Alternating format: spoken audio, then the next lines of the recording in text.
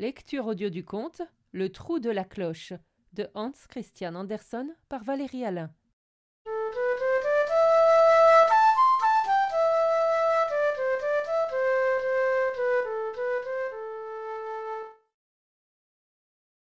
Ding, dong, ça sonne au trou de la cloche dans la rivière d'Odense.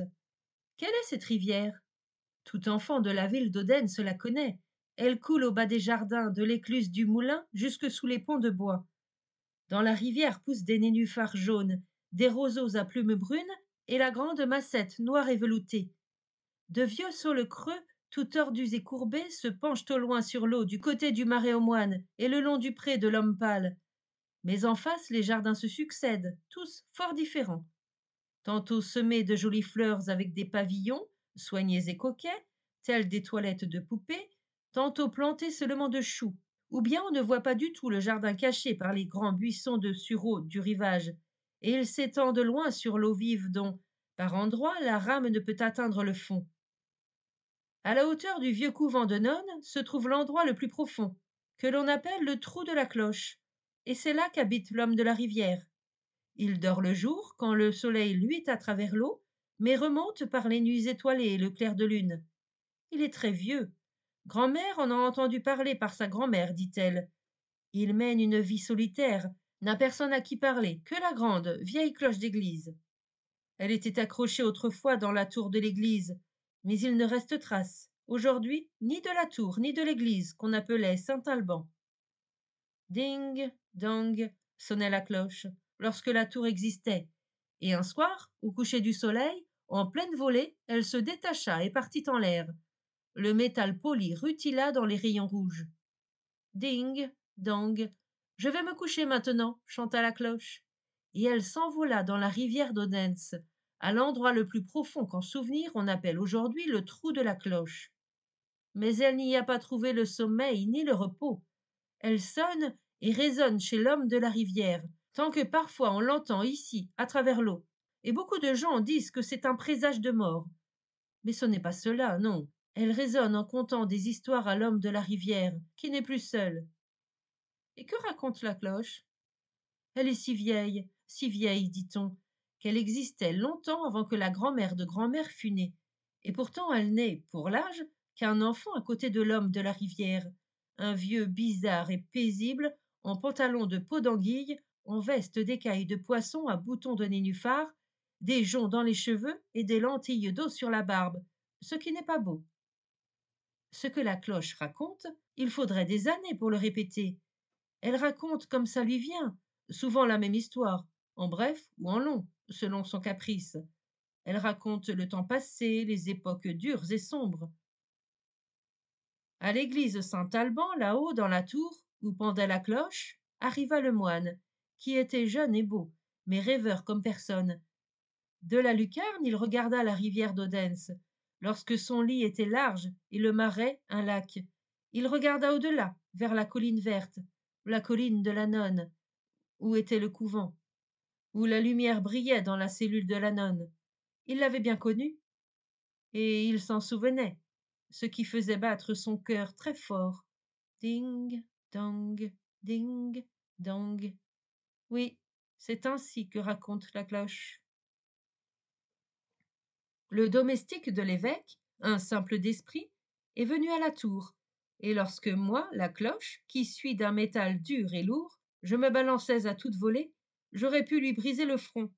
Il s'assit au-dessous de moi, tout près, et se mit à jouer avec deux bouts de bois, comme s'ils étaient un instrument à cordes, et sur cet accompagnement il chanta.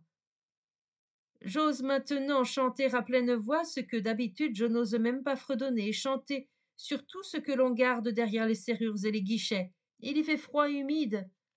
Les rats les mangent vivants. Personne n'en sait rien, personne n'en entend parler.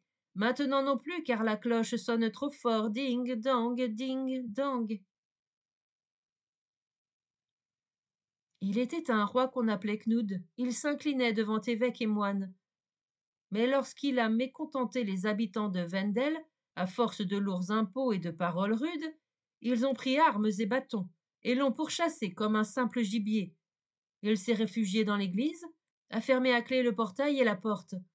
La troupe violente est restée dehors. J'entendais les nouvelles. Pise et Corneille, le choucas de clocher aussi, furent effrayés par les cris et les clameurs. Ils volèrent à la tour et en ressortirent.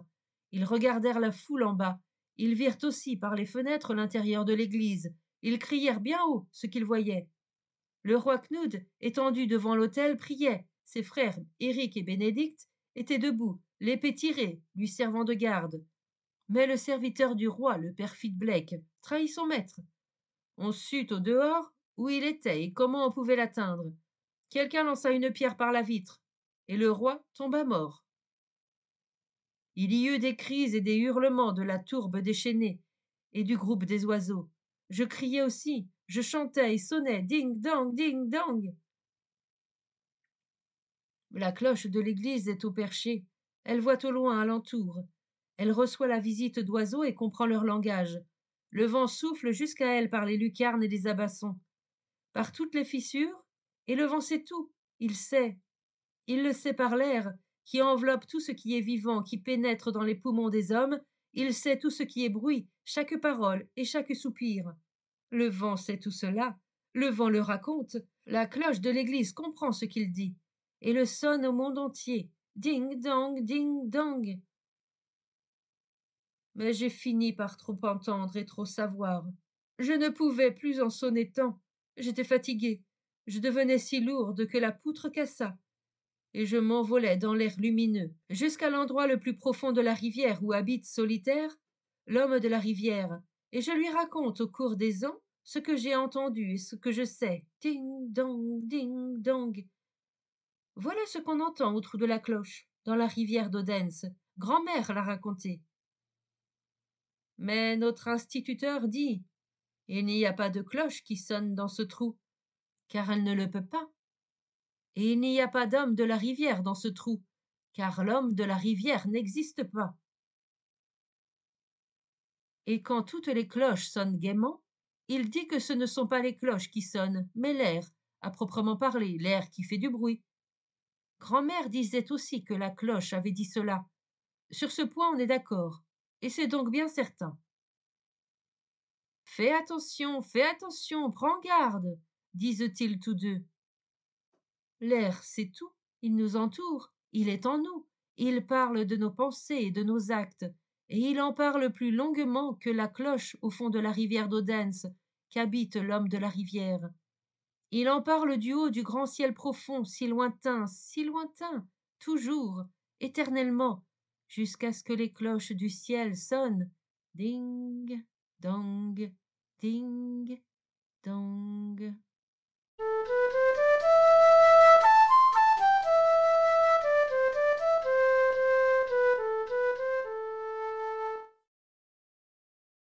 Fin de la lecture du conte Le trou de la cloche. Merci de votre écoute. Je vous rends vos oreilles, cœur avec les doigts.